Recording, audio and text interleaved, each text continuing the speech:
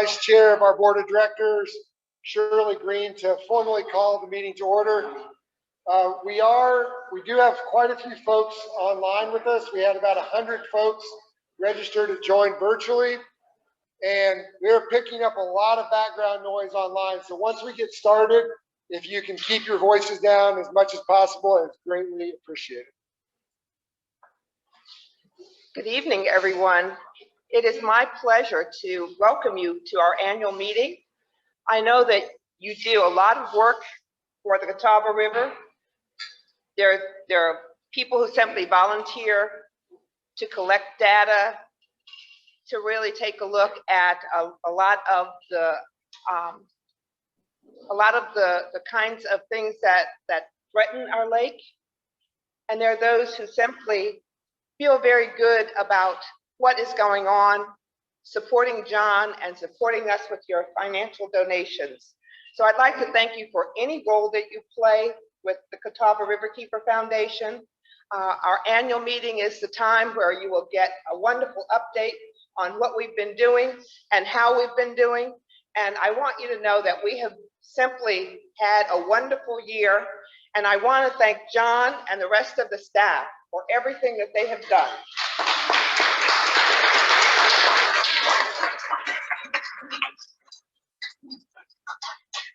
They support us in so many ways.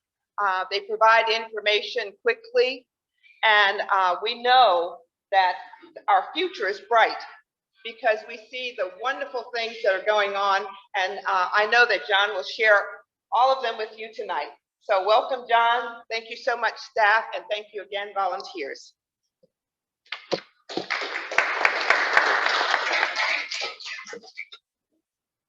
Thank you, Shirley. Let's see if we can get this thing. Oh, I got to turn it on. All right. So here's what we're going to cover tonight. We have a few business tasks to do that we always have at our annual meeting. We're going to recognize some of our outgoing board members and some volunteers, and then we're going to give you an organizational report, and then we're going to finish up with Brandon's annual State of the River report, which I'm really excited about. And then we'll wrap up with a few closing remarks and any questions that you might have. Before we get started tonight, those of you who have been in the Charlotte region involved in environmental work in any way, shape, or form for the last decades know that we lost one of the giants of the environmental movement in Charlotte recently. And we're in the home that she built. And so we want to just take a few seconds to remember Ann Springs Close and all that she's done for the environmental movement in the Charlotte region. If you would just pause for a few minutes to remember Ms. Close.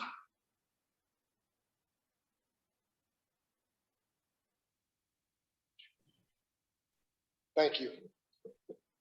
We really appreciate John Gordon, the CEO of Ann Springs Close Greenway, and El Close from the Close family being here and welcoming us in tonight. We hope next year's annual meeting will be at the new Riverkeeper headquarters. So this may be the last time we come out to see you, John. So make sure you say thank you to them for hosting us tonight. The way our board of directors works is we have a designated number of spots on that board, and if vacancies come open between board meetings, between annual meetings, we assign folks to fill those vacancies. And we've had several vacancies in the last year, and so we have 6 folks who have joined the board since the last annual meeting to fill vacancies, and we're going to introduce them to you tonight. And then part of the business is we're going to do a hand vote to confirm them as full board members.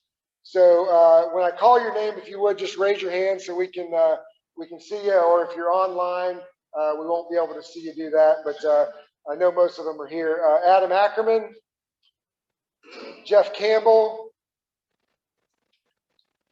Dr. Jim Welsh, Jill Randolph. And then we have 2 folks who have been with us for a partial or full term that are seeking another term as a board member. Our bylaws allow 2 full terms as a board member. So Fred DeVore was not able to make it tonight. He's online. And Chad Burrell is also unable to make it in person tonight. He's online. So Shirley, as a member of the board, I want to ask you to call for a hand vote that these board members receive renewal. We just need a simple majority by vote of hands. The people who are up for election to our board, are there any additional questions or any additional nominations from the floor? Hearing none, we'll close the nominations on the people presented. All in favor? Opposers? We'll invite all of them to our board. Congratulations.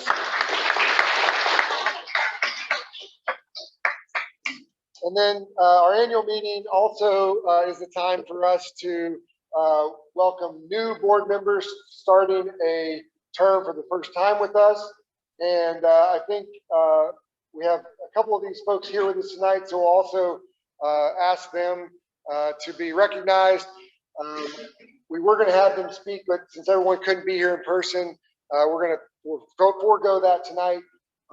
All 3 of these young ladies have been guests at our board meeting, have been vetted by our existing board members and myself, and are being nominated by one of our existing board members. So I'll ask when I call your name to identify yourself. Lisa Tyler. Lisa is with TIAA. Tanya Vutz is on line, I believe. I'm not sure if we'd be able to hear her audio, even if she could speak. Tanya is with Bearings. She is the Assistant Director of Sustainability with Bearings. And Sue Peck. Sue is a retired educator from Winthrop University. So Shirley, I will hand this over to you as well. The proposed slate of the board members has been presented to you. All in favor? Aye or any opposers? Thank you. Welcome to the board.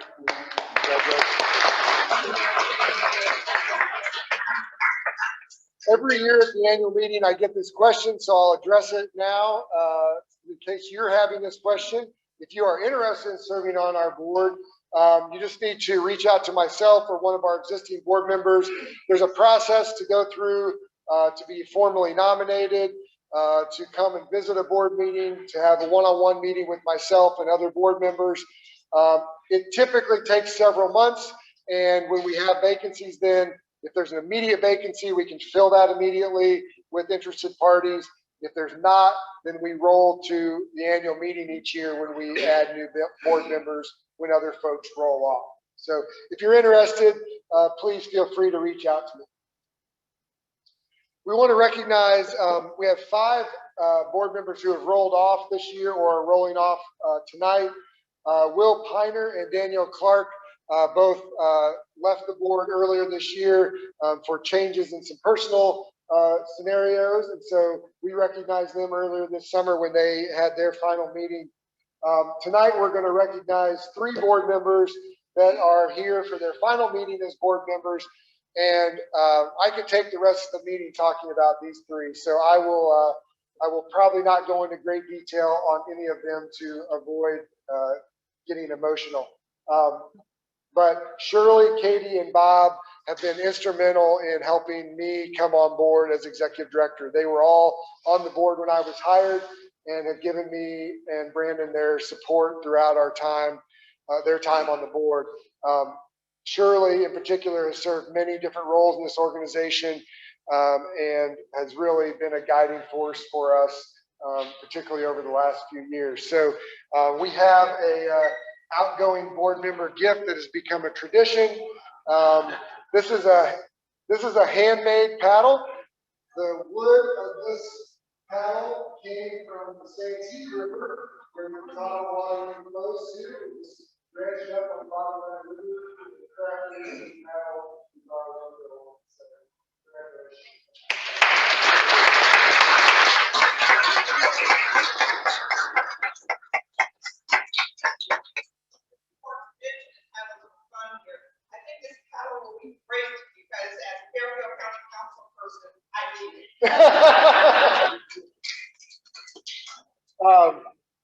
Bob and Katie, if you're online, I can't see everybody that's online, but if you're online, we've got paddles for you as well. They're in the mail and on the way.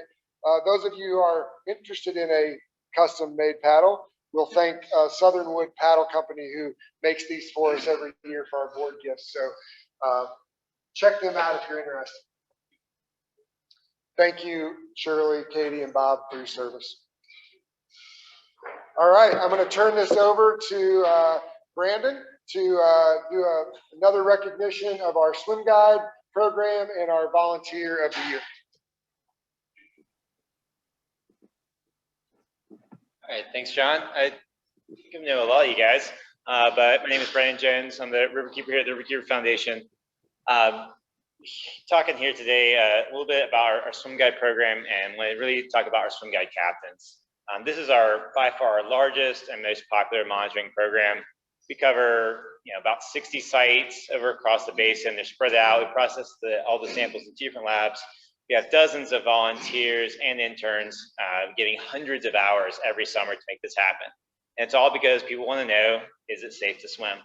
And we can't answer that question without the dedication of these individuals.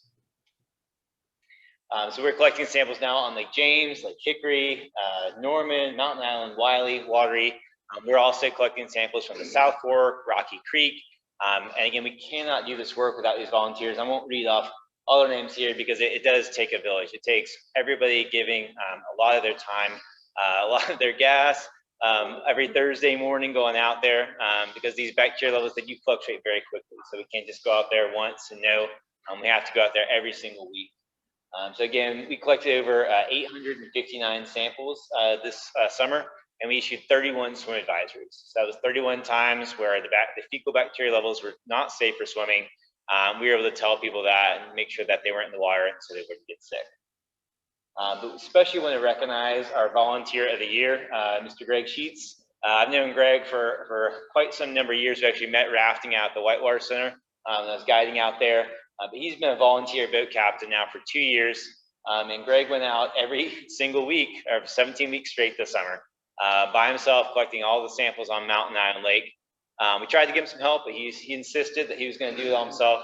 And we definitely really appreciate his dedication. He's not here tonight, but we definitely want to, again, congratulate him and thank him for all the effort that he's put in and all the effort that all the swim captains have put in this summer.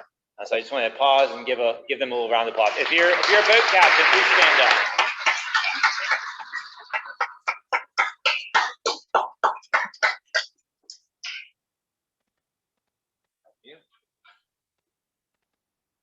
Brandon will be the star of the show a little bit later. So we're going to walk through a few organizational updates with you. For those of you I haven't had a chance to meet, I guess I probably should introduce myself. My name is John Searby. I'm the executive director of Catawba Riverkeeper Foundation. I'm going to just give you a little bit about who we are, who the people that make this organization work, what we do and how we do it, and then hit on some of the highlights and have some of the other senior staff jump in here and talk about some of the highlights of their area. But we want to talk also about why it matters. Why do we even need a riverkeeper? And then what's next for the organization. So this is our end of the summer photo in the boathouse. If you haven't been to the boathouse in McAdenville, I'd strongly encourage you to come visit us. We have a great time there. A couple of years ago, the staff sat down and I guess it was at the beginning of COVID, which I guess seems like a couple of years ago now. But we sat down and talked about kind of what are the words and the meaning behind those words that we want to have as our values as staff members. And these 4 words are what came out of that conversation, that we want to be an organization of action, that we do good work for the water, that we want to be an organization of quality, that everything we do is with excellence. We want to be an organization of leadership, that as individuals in our fields, we are considered leaders. We want to be an organization of innovation that is not afraid to fail and take chances in the name of innovation. We want to be an organization of engagement, engaging the residents, the 3 million people who live in this river basin and rely on this water. We want them engaged in this process. And so these are our continuing values as an organization. And here's the people that do that work. When I call your name, if you would, if you're here, I think most of them were able to make it. If you would stand up, and then we'll give them all a round of applause at the end. So obviously myself and Brandon get most of the public credit, but we have a huge and awesome team working alongside of us. Our program director, I think, is the second newest member now of our staff, Vanessa Covington. Our director of development and marketing is Diana Daniels, also the longest tenured employee of the organization. If you have been around, you know Diana. Haley Tedder was promoted at the end of last year to our Southern Basin director. Wait, there's more. There's 2 more slides. We got a lot of people now. Greg Nance is not only one of the most outstanding paddlers in the Catawba River Basin, but also we're pleased to have him as our engagement manager. He's not wearing his hat tonight, so you probably have not even recognized him. Morgan Long spent a year with us as an AmeriCorps member and now is full-time education manager. One of our 2 very new employees from this spring working on Brandon's Protect team, Morgan Osterreich, is our citizen science coordinator, and Grant Buckner is our Northern Basin coordinator for those of you above Lake Norman. And then our newest employee, Haley Michelle Brown, is our marketing and events coordinator. Michael Lindsay is the longest tenured person in the organization, period. He's our major gifts director. He wasn't a founding board member, but pretty close behind. Tim Betancourt is our retail coordinator. He runs the boathouse and all of our retail operations. And Jenny Hackett is the glue that holds us all together, our administrative assistant.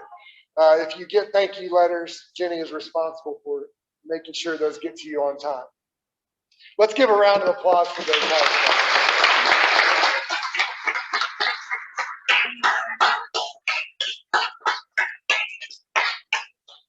If you're keeping track at home, that's 13 staff members.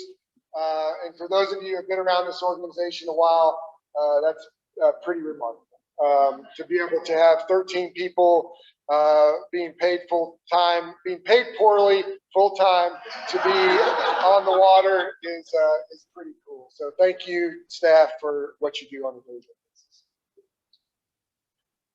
I think everybody in this room knows the mission of Catawba Riverkeeper, so I don't need to read it to you.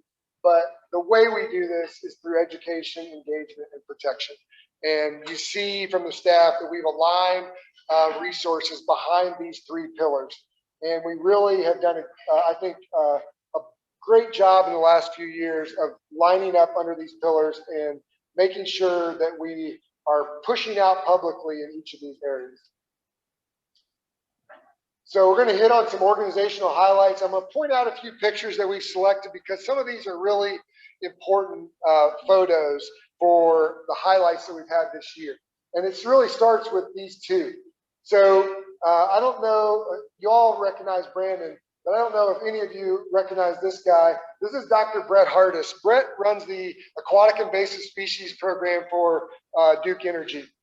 And most of you probably are aware that for about 8 years, we were not exactly in alignment with Duke Energy. After the settlement agreement in January of 2020, we very quickly were able to get to the table with the Lake Services Group at Duke Energy. This is the group that is responsible for water levels, shoreline management plan, invasive species, wildlife, anything that goes on the lakes and related to the hydro program or the FERC license is managed. And one of the first programs that we found to work together on was an invasive species program on Lake Wiley addressing alligator weed, which is now over 100 acres on Lake Wiley, is taking over many of the shallow coves. Duke had an interest in studying this and trying to find a way to combat it. Unlike a lot of invasive species, there's not a fish population that will eat this stuff. And so they reached out and said, we don't think this is something we can do on our own. And we received our very first grant ever from Duke Energy to do an invasive species research project alongside Dr. Hardis and his crew. And so Brandon and Morgan have been involved with that. In 2022, this is going to grow into a citizen science program where we get volunteers out helping us move tiny little bugs that eat this stuff but can't fly and can't swim. So we're going to move them. We're going to physically move them from place to place and hope that they eat down all this alligator weed over the course of time. So that was really a big highlight for us this year, getting that program started. The other image that you have here, this is our first ever group on a guided kayak tour on the South Fork, where our new headquarters are going. This group left from the boathouse, came back to the boathouse, and had a great time. And the ability to get people engaged with the river through kayaking programs has been a double-edged positive sword for us. On one side, it is getting people out on the water, experiencing the water firsthand, which is always a great thing for our mission. The other thing is it has generated a significant amount of earned revenue for us. We're probably going to end up, just the earned revenue side of the organization this year, we're going to end up probably around $100,000. And again, those of you who have been around the organization for a while know that $100,000 bills don't grow on trees for our organization. So finding a way to generate that kind of money through recreational kayaking programs has been tremendous. So Greg Nance has been a champion of this and deserves about 99.9% of the credit of getting this off the ground. So if you have any questions about kayaking or getting involved, make sure you grab Greg here tonight. Let's jump into some education and talk a few numbers. So Morgan and Vanessa and their teams through our camps and summer programs, in the first year we hosted about 60 students at our spring break and summer camps combined. And our Creek program, which has been around for several years, but really ramped up this year, it is focused on getting urban students in Charlotte, primarily from underserved communities, an opportunity to get out on the river. And so we go into their neighborhoods, we work with them to identify the water in their neighborhoods, Irwin Creek, Sugar Creek, Briar Creek, and they get in the water, they help clean it up, and they start to learn how this basin is interconnected. And then the second day, they come out and they kayak on the big water. And that is a really cool experience for kids who a bathtub often is the biggest body of water they've ever seen. And so we engaged about 227 students through that program this year. Our special programs really have grown. I don't know off the top of my head how many we get, but several a month. We're getting inbound requests for Morgan and her crew to go out to schools, organizations, and other partners. We had 656 students engaged with us that way this year. And then our adult education programs have been really fantastic this year. Xylem, through support from Jill Randolph and her colleagues at Xylem, we launched the Riverkeeper Learning Series this year. We've had over 190 people engage with us. That's a monthly series. If you've never participated in that, I would strongly encourage it. Some of them are online, some of them are in person. Always something interesting around water. Might be water and architecture, might be how water impacts the brewing process. Lots of interesting things in the Riverkeeper Learning Series. And then additionally, I saw many of you there, and we ended up having about 2,000 people at our Riverfest this year in August in Belmont. So had a lot of educational opportunities at that event as well. So I think we should give a big round of applause for our education program this year.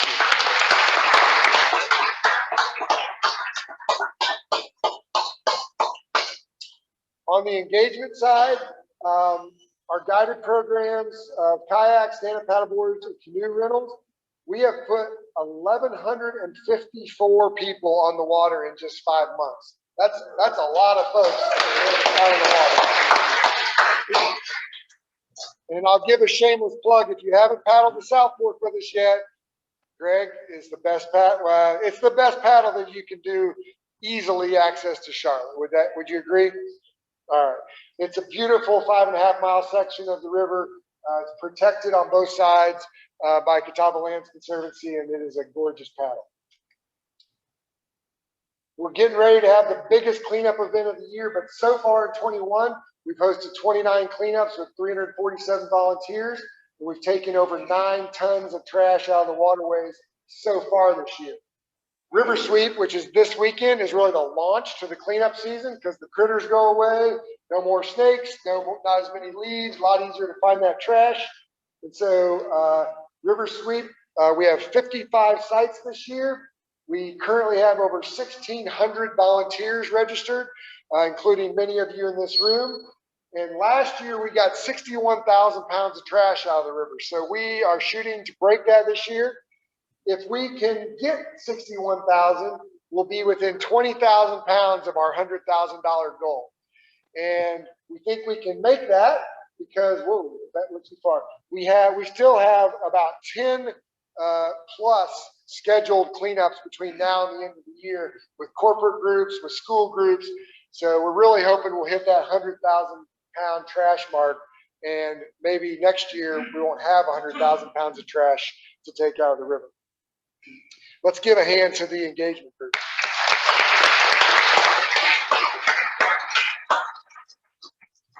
The protection group is the star of this show, so Brandon's going to get most of the microphone time, but we wanted to just hit on a couple of things just so you kind of understand the volume of work we've done. This is just in 2021 alone. We have taken over 4,000 water quality measurements in 2021 alone. To give you a sense of volume, Duke Energy on a good year takes about 15,000 water quality measurements. Duke Energy does. So we're making headway on keeping that balance that we're looking for. We have a new sampling program for our stormwater initiative on the South Fork River. We're going to talk a little bit more about that later on. And then we have 2 new staff members I mentioned earlier, Grant and Morgan, who are focusing on the Northern Basin and citizen science, respectively. So the protection team has been very busy this year, and I think Grant and Morgan deserve most of the applause for that. Let's go.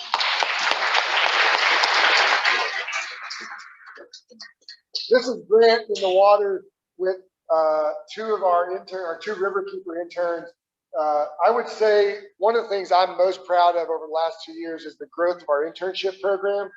We had 11 interns this summer, and most importantly, we've been able to have paid internships the last 2 years. That is humongous in getting quality interns from diverse backgrounds to come work with us in the summer. So those of you who care about education, are interested in supporting our internship program, that is really a priority for us. We would not have been able to get those 4,000 samples without that volume of interns this summer. And Cindy and Jacob were rock stars. All right, I'm going to give it off to Haley Tedder, our Southern Basin Director, to hit on some of the highlights in South Carolina.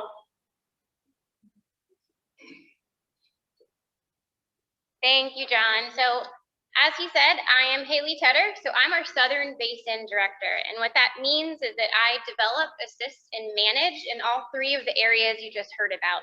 So that's education, that's also protection, as well as engagement for all of our South Carolina Basin residents.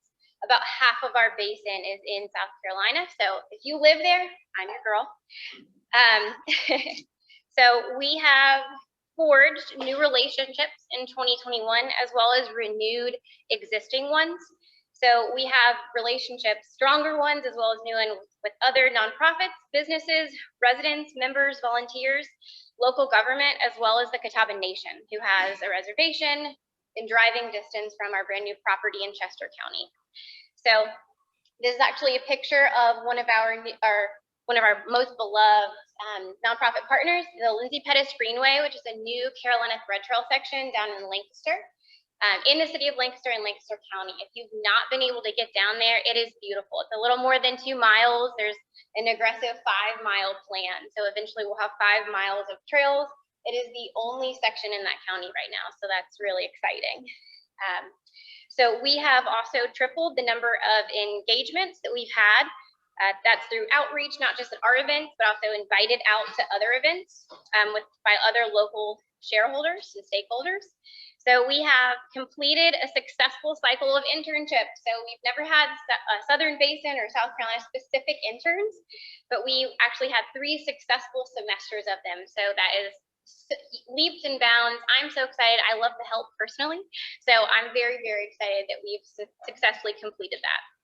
I'm also excited to share with you next some improvements to our outdoor classroom that we have been continuing on over the past about a year and a half.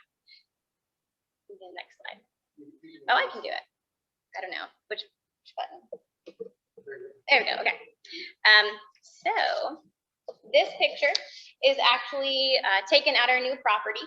So this is a section of our new nature trail down there, which we have now, thanks to Duke Energy, we received a habitat enhancement grant down there, and we have a half-mile trail.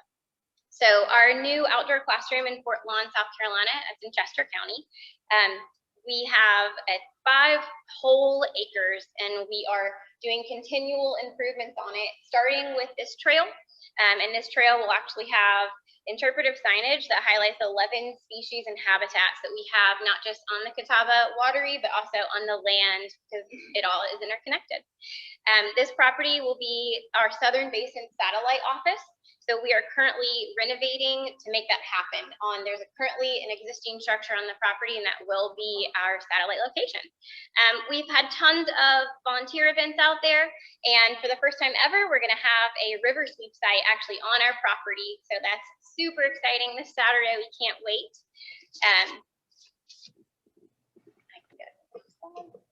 Yep, and I just want to say thank you so much to our volunteers and members and partners in the Southern Basin.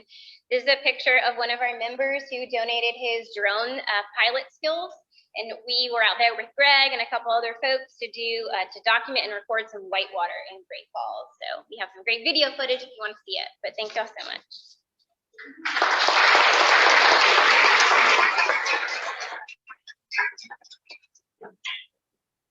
All right. So again, for those of you who don't know me, I do know a lot of you, which is great to see you all, especially after it's been a while. But I'm Diana Daniels. I'm the Director of Development and Marketing. And today I've just got 2 slides. One is on community engagement. So as you heard earlier, John said, we at Catawba Riverkeeper strive to be an organization of engagement. That means inviting people to be part of our mission, getting involved. So we've got about 2,000 volunteers. As John also mentioned, we already have 1,663 people signed up for River Sweep this Saturday. So of course that is our single largest volunteer event, but we have volunteers join us on all kinds of other events and different volunteer opportunities. We have about 5,900 members. Those are people like you, individuals and families and businesses who contribute to Catawba Riverkeeper every year. We have 6,000 email subscribers and another 20,000 people who follow us on our various social media platforms. And since January of this year, we've had 44,000 people visit our website. So our engagement in the community is growing, as is our revenue. So at the top here, we've got revenue year to date at $745,000. That is both donations and that earned revenue.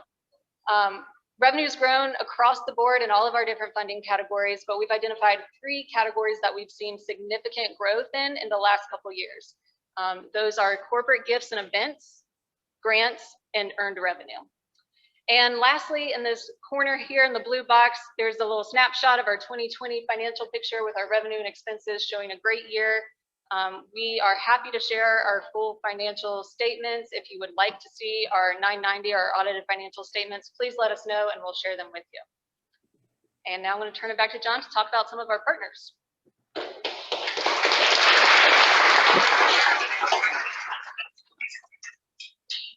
So one of the things we're most proud of this year is our engagement with partners, and we could not do the work that we do without tons of partners coming alongside of us. This year alone, we've engaged more than 40 partners in formal programs. And you see on this list, you see for-profits, nonprofits, community groups from all over the river basin. And I think this is a testament to the collaboration mindset that our staff has. We push to engage with other people. And we probably bug them. John can probably attest to us bugging partners like Ann Springs Close Greenway to jump into projects with us, but it's been very rewarding. And we want to recognize one partner in particular that maybe some of you have never heard of. And did Demi make it here in person? I don't know if she did or not. So She Built This City is our partner of the year this year. And She Built This City is an organization based in Charlotte, and they are built to empower girls 9 to 17 and women choosing to enter the workforce with construction trade. And this is a group that probably does not really make sense. Like, why would She Built This City and Catawba Riverkeeper partner up?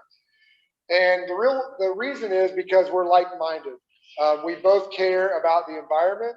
And it's really interesting right now in the construction industry, a renewed interest in a concern about the environment, using recyclable materials, making sure that things are getting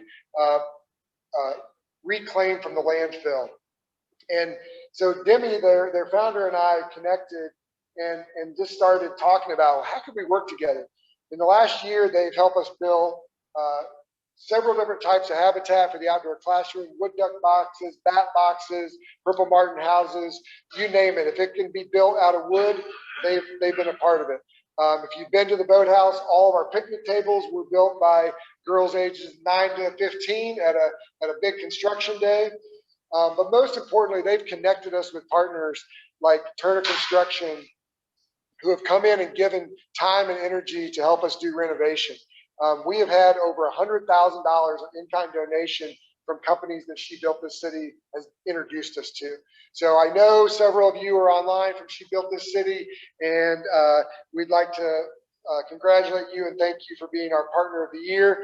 We're going to send you down the South Fork on a guided tour with our staff as a thank you for that. So if you would, please join me in thanking She Built This City.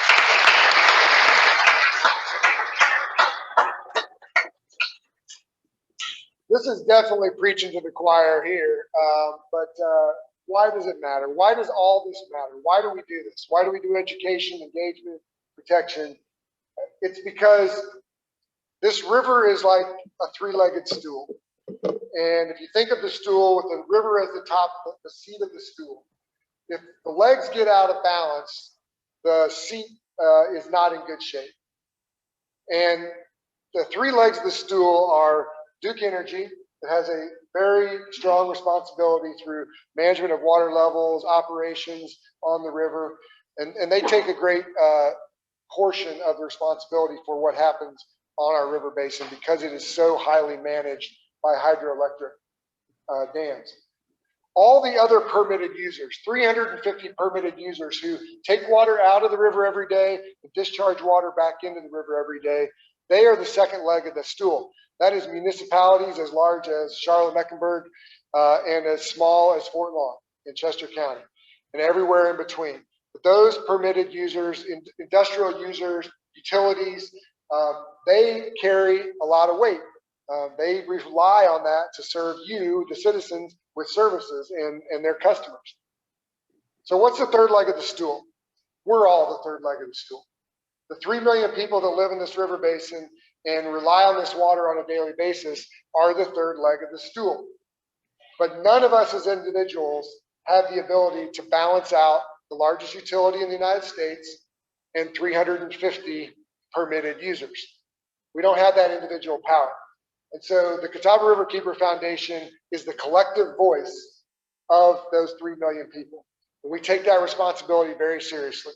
And what we do, we believe, has an impact not only on clean drinking water and recreation, but also vibrant communities, having access to the river where you can paddle, you can fish, you can swim, however you want to get on the water. It has to do with property values. Those of you who live on the water, you know that if sedimentation fills in your lake or your cove, your property value is going to be affected. So the work we do, we think, most importantly, that the river is a part of an integrated environment, and land, water, wildlife, air all work together to give us a clean and healthy environment. So That is why we think what we do matters. So what's next for the organization? In 2020, our board approved Vision 2025, which is a very ambitious strategic vision to increase the capacity of this organization dramatically. You've seen that over the last 18 months, where we've gone from 4 employees to 13 employees. We now have a satellite office in Morganton, North Carolina, where Grant works. We have a satellite office in Fort Lawn, South Carolina, where Haley works. We have people doing work all over the basin. But in order to do this, we had to have funding behind it. So we are in the middle of a capacity campaign, and I make sure that I mention this is not all about bricks and mortar. This is about people, places, and programs. So the 9 people that are sitting in this room that were not sitting in this room in 2019 are part of the people growth. The places, the boathouse is a part of that. The new headquarters that you can see visioned here, the outdoor classroom interpretive trail, the floating classroom on Lake Norman, those are part of the places. And the programs are the things that we've been sharing with you tonight and where we're going beyond that. So just to give you some updates on these, we're about 1.3 million into a $2.5 million campaign. Our $800,000 goal for the headquarters and the boathouse, we've raised about $588,000 of that. We are almost halfway to our Lake Norman goal. We've put the order in for the floating classroom, which this is the Chattahoochee Riverkeeper's floating classroom, which we copied their design and we're copying their program. We're going to take delivery of that sometime here in the 4th quarter if we can ever get the motors over here from China that are sitting on a shipping container in Los Angeles right now. That is a 40-person classroom that will live on Lake Norman permanently and will provide opportunities for people of all ages to get out, grab some samples out of the water, take a look at it under a microscope, and learn about what's living in the water.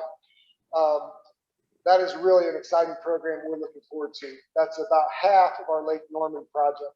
The Northern Basin, we've raised a little over $85,000 towards our $250,000 goal. The Southern Basin is a very ambitious goal, about $700,000 to build this classroom facility, and we are almost $500,000 towards that goal.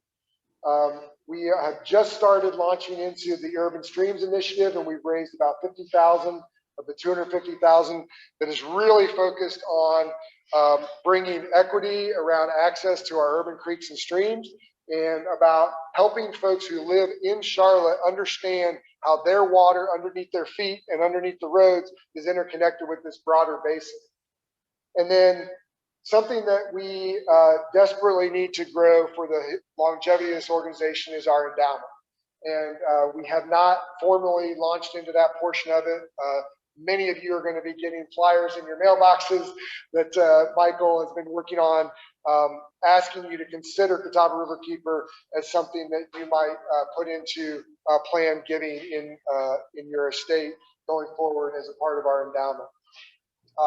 We really feel like that would build a foundation for us that is important. So, as I mentioned, we've raised about 1.3 million. Our goal is to reach this 2.5 million goal by our 25th anniversary. For those of you who don't know about the history of this organization, it was founded in 1997. We were the 20th riverkeeper in America. There's now over 350 worldwide. So we are a pioneer in this space. And in 2023, we're going to have a big celebration in early part of 2023 to celebrate that history and to recognize those whose shoulders that we stand on. And so our goal is to close the gap and get that $2.5 million raised before the 25th anniversary celebration. Many of you have already participated in Vision 2025, but if you haven't, this is the time in the annual meeting where I make a shameless plug for you to support whatever initiatives are important to you. You've seen a lot of programs tonight. One thing that we've done over the last 2 years is we've built out a restricted fund where donors can give to specific programs, and those funds get used specifically for those programs. So after this meeting, if you have interest in talking about any of these things specifically, Michael Lindsay, who is back here in the green shirt, or Diana Daniels, or myself, would be happy to visit with you about Vision 2025. All right, enough babbling on about what we've done to build a foundation for this organization. What is most important that this organization does is preserve, protect, and restore this river. And we can't do that if we don't have some kind of metric to judge how we're doing. So part of Vision 2025, I will give full credit where it is due. Bob Webb, one of our board members on Lake Norman, said, if we're going to do this, we got to know if we're making progress. And Bob and a couple other board members stepped up and said, we need to have a State of the River report. It needs to be an annual thing. So last year, if you were at our annual meeting virtually, you were able to see the first State of the River report, and Brandon is going to give you version 2, and I think it is new and improved, but we'll turn it over to Brandon.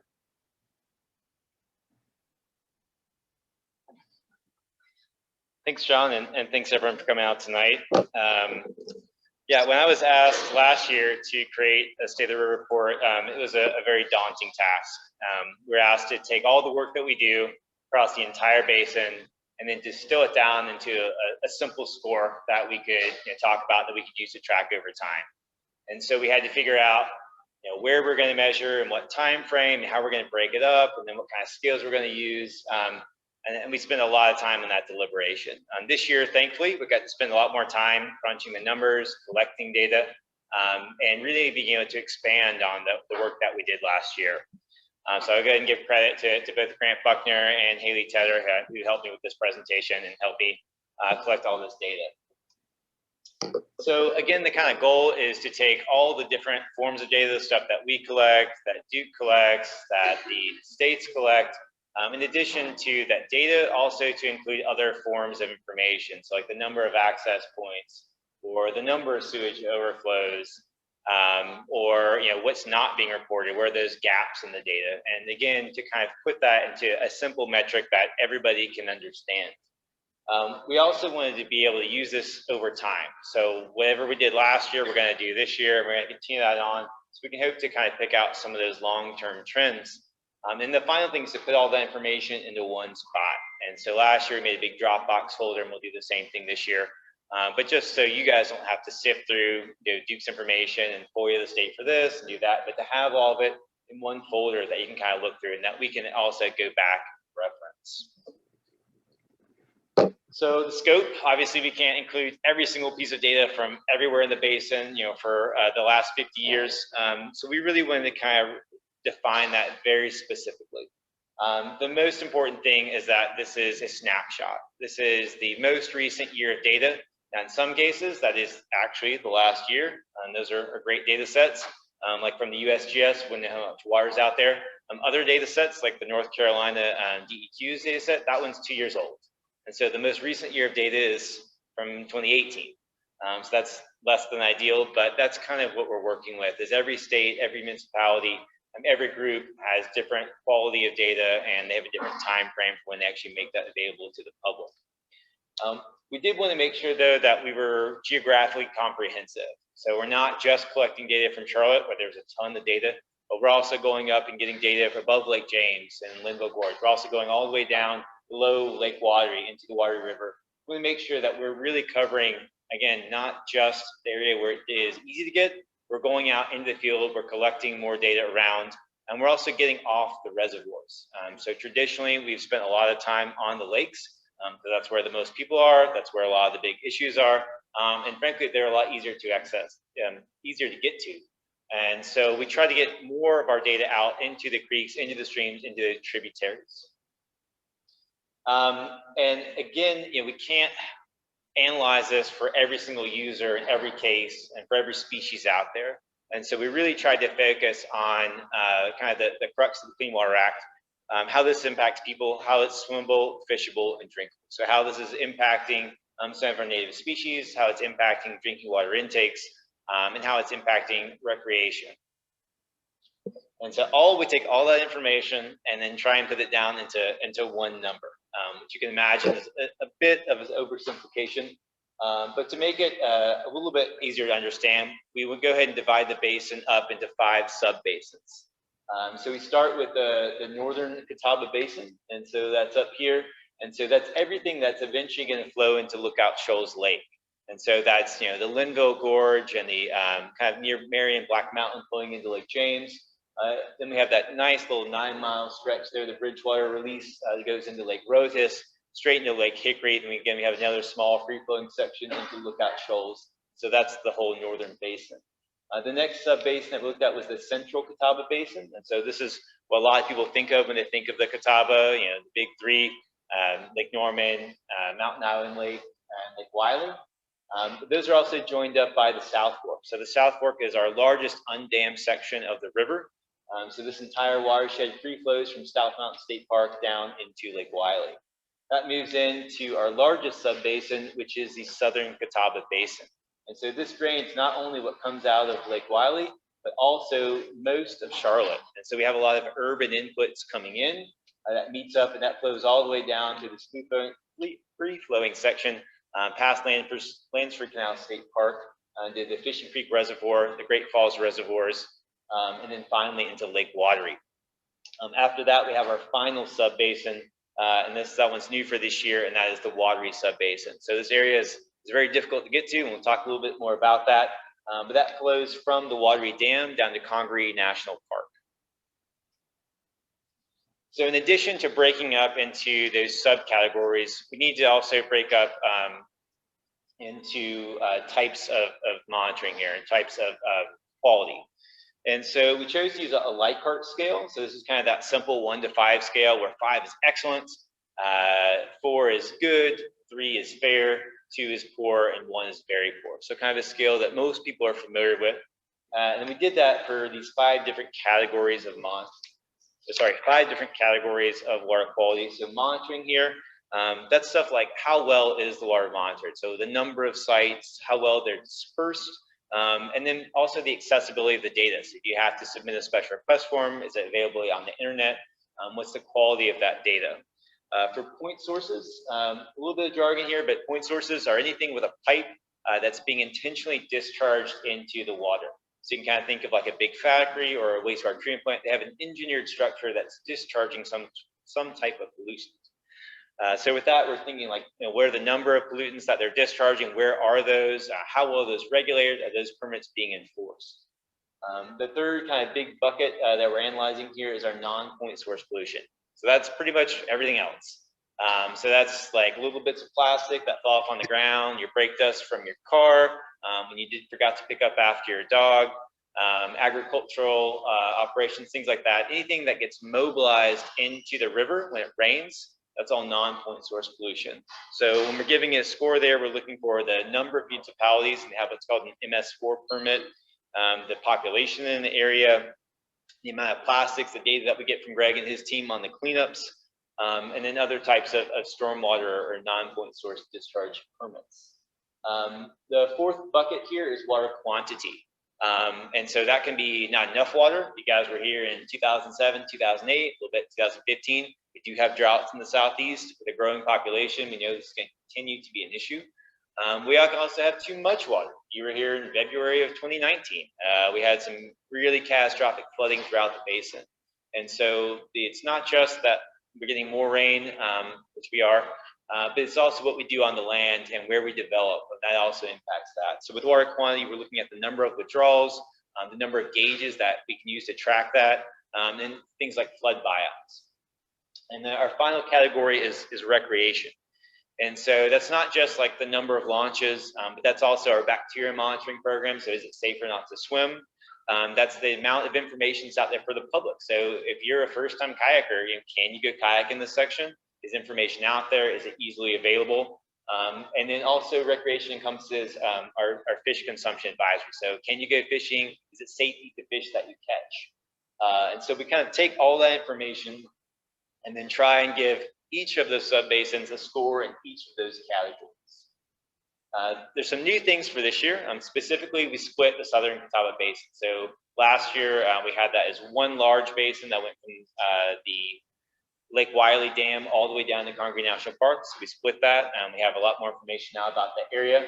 We also had some new data sources we're able to include. So North Carolina has released their 303D list. And so this is essentially the state mandated version of what I'm giving. So the state is required every 2 years, every state is, to assess all the waters and then give them a score. And then if they go above or below, they get listed as impaired. And then there's a whole bunch more red tape that goes along with that. But they use very specific criteria, and they're only looking at certain areas. And so we're trying to do a little bit more of a qualitative, a little bit more general assessment. South Carolina has not released theirs yet. We also had North Carolina digitize their construction permit database. This was a huge source of data for us that was great that we could look at. You know, we know that there's active construction all across the basin. There's a lot of growth right now. We see a lot of runoff coming from those active construction sites, but it's very difficult to actually find them, figure out where they are, and then figure out what they're permitted to be discharging and what they're permitted to grade at a certain time. So North Carolina finally has a digital database of that, so we can readily search it and look for individuals, our water watchers, to go out there and try and check up on those sites. South Carolina hasn't done that yet, but they claim they're in the process of it. So I'll be excited to see that when it happens. With all this new information and us not having developed our own scale, we're also able this year to do more metrics. So not just a quantitative 1 to 5, does it seem like, but actually go through and look at things like the number of sites per mile or the number of population per square acre, things like that. So putting some more quantitative metrics involved, we'll be able to track those over time. And finally, with our increase in staffing, we're able to have a lot more field work this year. So we were able to actually get out there, paddle those sections, get out there, collect a lot more of our own data. There's 4,000 measurements. We didn't have that last year. So we have a lot more of our own that we can contribute. So we're not just analyzing what other groups have collected. So that's the setup. Without further ado, we'll kind of move into the actual report. And again, this is an overview, and I know it seems like I've already talked a lot, but this whole report is about 20 pages, will be available at the end of this for you guys to peruse in great detail. So don't try and squint at that map. That's really just there to show you what the report looks like, because you're not going to be able to get a whole lot from that. So again, our northern basin starts up here above Lake James, all the way to look out. This one, you know, scored a little bit better. So with our monitoring this year, we did see increases. The state has a new monitoring program in this area. So Lake James Environmental Association has several monitoring sites. We've got additional monitoring sites. And so there's more information available this year for monitoring in the northern basin. That is biased at the Lake James area, so we still need more monitoring south of Lake James, but it's definitely an improvement over last year. For point sources, you know, there's not a lot of direct big industry and dischargers up there. So right now in the northern basin, we only had one major violation of the 197 permits, 25 of which are no longer active, but not a lot of direct discharges into the basin, which is great. For non-point sources, you know, we still have a lot of chickens. You guys probably don't know this, but all the chickens that you eat around here, they usually come from these large broiler operations, either in the northern basin. There's some in Union County as well. But North Carolina has one of the largest chicken producing states in North America. And so we went from about 30 million chickens or so 2 years ago up to about 50 million chickens now. So we've seen an increase here. That's because there's no permitting involved and people are still eating a lot of chicken. And so that's a large source of pollution, which we really are not able to track because it's currently unpermitted. With water quantity in the northern basin is excellent. It's extremely forested. There's not a lot of impervious surface. Most of the rain there is able to seep in, go and recharge the water table. There's no giant withdrawals up there. And then Duke's got pretty good flood management, especially on James. So we haven't seen a lot of that catastrophic flooding in the northern basin or big drought impacts. And then finally, the recreation, it's also excellent. I mean, we all go to the mountains, right, for recreation. They have a ton of access areas on all the reservoirs. They've also done a really nice job of building out trails. All the counties up there are very involved with letting people know where you can access the water, when you can get on it. There's festivals, things like that. And so we feel like they certainly deserve that excellent score. So this was our best overall score, which is not surprising because they're the headwaters, right? So they're not getting anybody else's pollution. And we identified, again, the greatest threats are that lack of monitoring after James CAFOs. And there is a significant amount of development coming in the area too. A lot, especially in the Morganton and Marion areas. We do see a lot of growth up there, and we'll be able to track that with some of those permits. And then just kind of as a side note, with the 3 or 3 delisting, there was 5 that came on and 5 that came off, so kind of a wash on that front. The Central Catawba Basin. So again, this starts up here, right, Lookout Shoals into Lake Norman, Mountain Island Lake, and Lake Wiley. This one has our largest population. They've got the most people, but they also have the most money and probably the most extensive permitting and strongest protections. So we see that in a lot of cases, there's a good buffer coordination there. The laws are in place, are probably the most stringent of anywhere in the basin. But with those biggest problems, their overall score isn't that good. So monitoring is pretty good. We collect information. Duke Energy collects information. Charlotte Stormwater Services collects a tremendous amount of data. Unfortunately, that data is not readily available. You can request it, and it's free, and they'll give it to you. But they don't currently submit that data to the national database because they have their own databases and they don't talk to each other. And I'm not a computer science expert, so I'm not sure why, but apparently it's a big technical hurdle. So we are working for that to try and get some of that information more available to the public. With the point sources, there's a lot of them. We've got 2 nuclear plants, 2 coal-fired power plants, a lot of industry, a lot of withdrawals, a lot of dischargers. The largest wastewater treatment plants are in this area. But those are also pretty heavily monitored. And so we thought that deserved a fair score there. With the non-point sources, this was one where we saw a noticeable decline from last year. So you guys might remember earlier in the year, but we saw very high turbidities all across Lake Norman, Mountain Island, and Lake Wiley. We have a lot of runoff coming in. We've got a lot of impervious surface in this area that was built before stormwater ordinances. We've also seen a rollback of existing stormwater ordinances from the state legislature. So there's a lot of pressures being put on non-point source pollution in the Central Catawba Basin. The water quantity is pretty good. Lake Norman's a giant reservoir. We got pretty good rain this past year. We didn't see a lot of issues. There was some flooding issues below the Mountain Island Dam, but we did see pretty good job with buybacks by Mecklenburg County, and a lot more of increased awareness and communication with the public by Duke Energy. And then recreation access, it's okay. I mean, there's a decent number of boat launches, but if you don't have a power boat, if you don't live on the lake or have a boat in a trailer, you're probably not getting out there on Lake Norman or Mountain Island Lake or Lake Wiley. There's a couple of beach access points at Ramsey Creek, Ebenezer Park, things like that. But those are extremely crowded. There's a lot more people that want to get out in the water than that can. And so if you don't have your own craft, it's very difficult to access those resources. So again, big problems, but also there is a lot of money being thrown at these resources. And we were very disappointed in this last legislative session.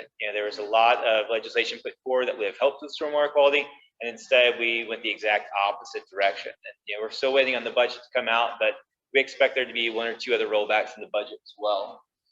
And then again, just development. This is where everybody's moving to. We see so much growth, and the resources to keep up with that, or the resources that are going towards water quality have not kept up with that growth.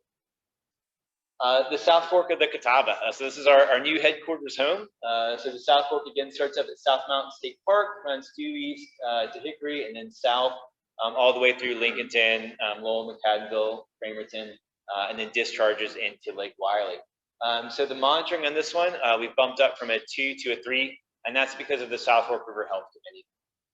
So this is a group of the municipalities that live on the river that are very concerned about it. Again, primarily Lowell, McCaddenville, and Cramerton, but also Two Rivers Utilities. We're involved with it. Land Conservancy is involved with it. Everybody recognizes that the South Fork needs help, and they've really started to put some resources towards it. So we've got additional monitoring on the South Fork, which is a great thing. The point sources are actually pretty decent shape. There's not a lot of large dischargers. There's very few at all actually on the South Fork. And there were no significant violations in the past 3 years, according to the EPA. So feeling pretty good about the point sources there. The big issue is non-point sources. I mean, if you've ever driven over the South Fork, you know, if it's rained the last month, you'll know that it's brown. It's extremely turbid. We had a brief period earlier in the year. We actually got to see it turn clear. It was beautiful. But non-point source pollution is the greatest threat. And some of that is current land use practices. A lot of it is historical land use practices. It doesn't have those same buffers that the main channel does. It doesn't have some of those same protections. There's large swaths of Lincoln County that have no stormwater ordinance. And so we see increased development, increased impervious surface, and the problem's only getting worse. With water quantity, again, you know, there's not a lot of withdrawers on this area.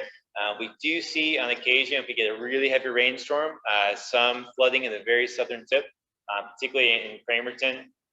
So that is something to look at. But overall, for the entire basin, the water quantity issues are pretty good. And then recreation, this is another one that we thought we saw a large improvement from last year. You know, we saw Catawba County install 3 access points on the Henry Fork, the Jacobs Fork, and the Jacobs Fork the Jacobs Fork Park. We've also seen the state parks bid to start buying up some of the more properties to create a blueway. Lincolnton's put in 2 access points on the South Fork, and then the Carolina Thread Trail has also been updating access points at the very southern tip of it. So we do see more access points. Unfortunately, if you don't know what you're doing, it's still hard to get out there. There's not a ton of information about where to launch, where to take out, the times, things like that. It can be kind of daunting for a first timer. And we also see that these waterways are choked out. There's tons of debris and trees across them. There's not a lot of maintenance going on. And so if you're paddling these sections and don't know what you're doing, you come around the corner and there's a strainer. And so that can be dangerous.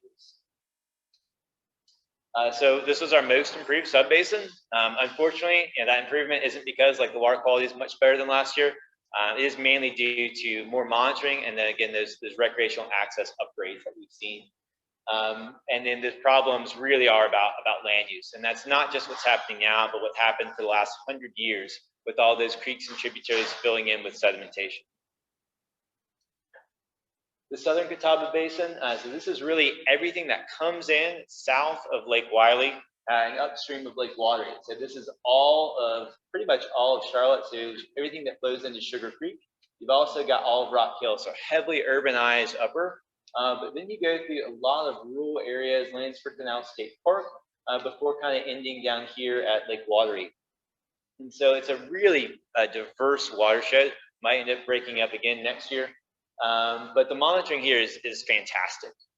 There's real-time monitoring by Charlotte, about 40 locations. So you can go on your phone and tell you exactly what the water quality is all throughout the city. DHEC also has a couple of real-time buoys that they put in.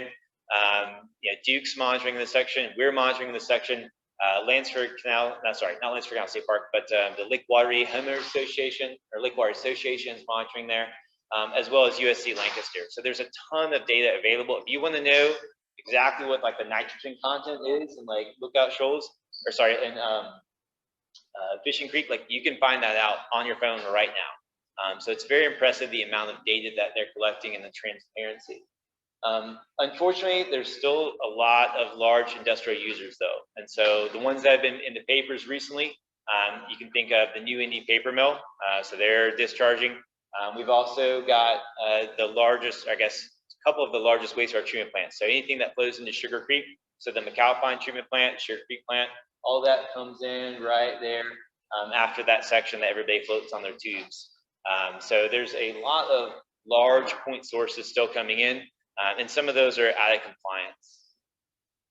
For non-point sources, though, this is, again, the biggest problem. This is mainly from the upper basin where you've got really, really heavily impervious surfaces. So if you can think of like some areas like Little Sugar Creek, where this whole area was paved before a lot of those stormwater ordinances, you've got areas that are 80% impervious. So when it rains, they spike, we get a ton of pollution entering it all at once. Same thing's happening here.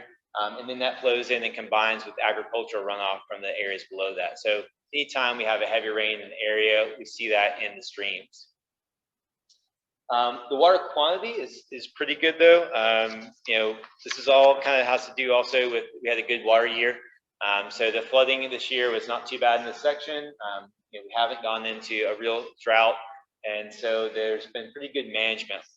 This area also has, under Duke's FERC license, they have to release a certain amount of water. And so we know that we're going to have a guaranteed flow.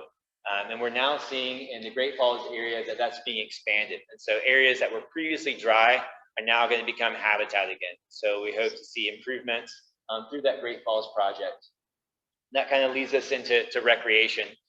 There's actually a decent number of sites, but they're not really well spread out. So thousands of people every weekend, drive down from Charlotte and they launch here at the Wiley Dam and they float down to the pump house. But other than that section and a little bit here at Lansford Canal State Park, it's very difficult to access this area. I mean, there's a 26-mile section that's designated scenic blueway, but there's not a lot of information about where you can put on, where you can take off, how long that's going to take. There's no place to camp on those longer trips. And then when you get down to the Southern Basin, it's even more sparse. And so we definitely feel like this is an area for improvement. And it looks like with some of the improvements going in through Duke's relicensing that we should see an upgrade there in the next couple of years. So again, great data. There's a lot of information about this area, but not a lot of policies are being directed based on that data. And so we know it's a problem. They're putting in all these different TMDLs and saying, this area is impaired or there's too much phosphorus over there, but the policies are not really reflecting that information. And we hope to see those recreational improvements moving forward. Our final section is the Watery. And so this is a new section for me. I was very excited, myself and Greg and Adam Bratton, one of our friends and I guess kind of a coworker now, we actually paddled this section. So we put in at the Watery Dam, we paddled 75 miles down. There is very, very little information about this area. There's only 2 access spots really when you get to the southern half. There's a little bit more now in the upper, which will be updated in the other map, but there's about a 30-mile section that's only accessible by paddling. And there's no designated camping spots. They're poorly marked. We were there at flood stage and it was very difficult to kind of find anything. So the monitoring here and the recreational aspects really need a lot of improvement. The state's only collecting data in 2 areas. And to my knowledge, there's only 2 points in this entire watershed that are being collected regularly and reported. So a lot more room for improvement there. The good news is that there's not a lot out there otherwise. It's mainly swamp. So there's only 2 primary point sources, and that's going to be the Watery coal-fired power plant, which was our first lawsuit and which we've recently submitted comments on. This area has had arsenic contamination for over a decade. It's a major issue there. Their new permit that they're trying to get is not going to address that. So we're commenting on that and concerned about that one. There's also a very large paper mill there, the International Paper Mill. So when you paddle past it, you know it's there. You smell it, and they've got also, again, a large discharge. With the non-point sources, I was extremely impressed. And again, we were paddling in a rainstorm through here, and all the creeks that came in were crystal clear. And I'd never seen that except in the mountains. And so having that large buffer of protected easements and honestly just swamp where people can't develop has really protected that area. Is really nice.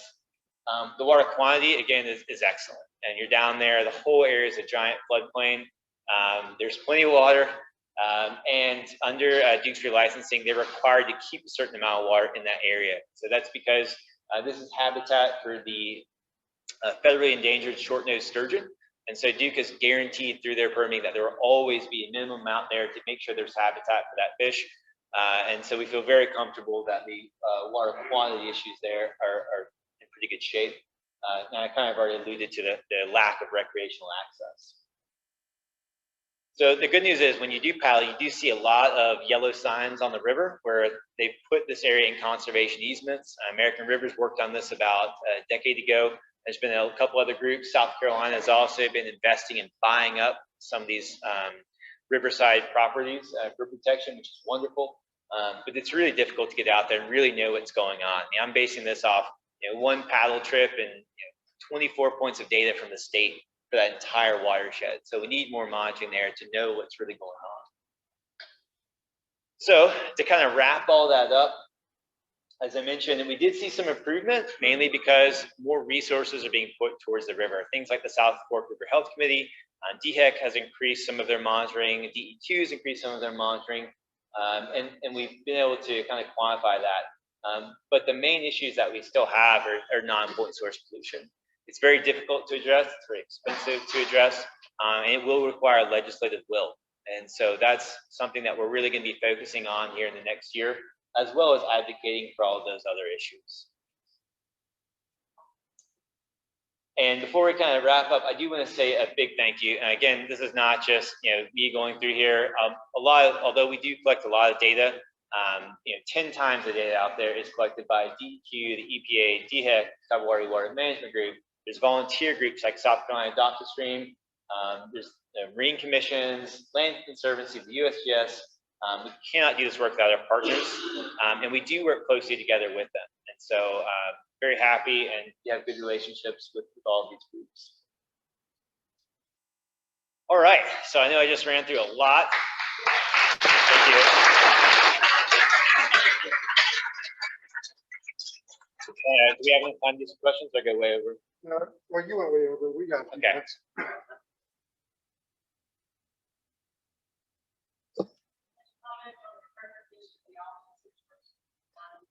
And Lake Wiley, yeah. So I actually got an email as I was kind of prepping for this that they just released another press release. I have not read it yet, but I'm assuming it's going to say that levels are down, but they're going to continue to monitor. Harmful algal blooms are a major issue across the United States, really across the world. As we have rising temperatures and as we combine that with more people, which means more runoff, we know that this is going to be a problem. And so if anybody's not familiar, in Boyd's Cove, which is a heavily populated cove of Lake Wiley, there's been a bloom of microcystis cyanobacteria. So these are toxin-producing bacteria. And the real danger here is if you drink the water, you will get sick, but if your dog drinks it, they can die very quickly. And so if you guys read the newspaper, again, it was 2 years ago, there's one in Wilmington. There was like 3 in Zion last summer. This summer, there's been a couple deaths in Portland. It doesn't take a lot. And so there's been ongoing bloom in Lake Wiley. And once that bloom starts up, there's not a lot you can do. And you can go out there and they could theoretically and put some kind of herbicide on it, but it will just come right back. And so the treatment is really just to stay out of the water while it's active, and then to try and not try and cut off some of that. We're not going to be able to, in the short term, decrease the temperature or decrease the sunlight. And so it really is about limiting nutrients. It's about limiting nitrogen, phosphorus, and runoff. Wiley's had a nitrogen and phosphorus problem since like 1995. So unfortunately, I do expect that to be more common as we move forward. Yes, sir.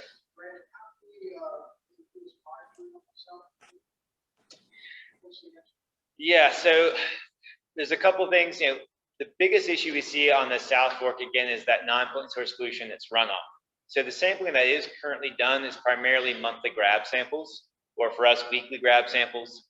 But what we really need is more samples when it's raining to figure out which of those tributaries are the main source, and specifically what parts of that basin are the largest contributors, so we can start to prioritize. So there's kind of 2 ways you can do that. One way is with modeling. And so you have those samples and you do some statistics, you can figure it out. The other way to do it is with autonomous samplers. And so that's kind of the approach that Charlotte's taken, a lot of universities have taken, and I think that we'll probably push for it. But you're putting in a gauge essentially that is constantly reading that information. And so we can see, okay, it rained over here, and then we saw it spike over here. So we know that that area is our biggest problem. But it takes money. Yeah, it takes more time, effort, energy, materials.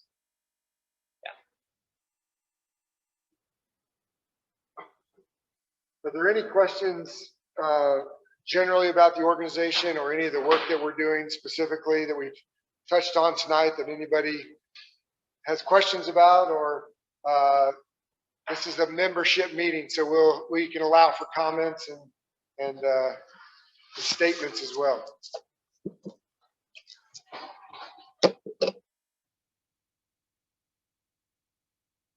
All right, we're doing great.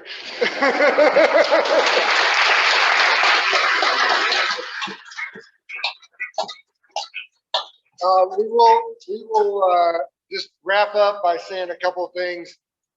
Thank you to our board members who are here and all the board members who are online. We could not do this without the 18 volunteer board members who make this thing tick. Thank you again to our hosts, Ann Springs Close Greenway. Beautiful here, John. Thank you for having us. Thank you to our staff.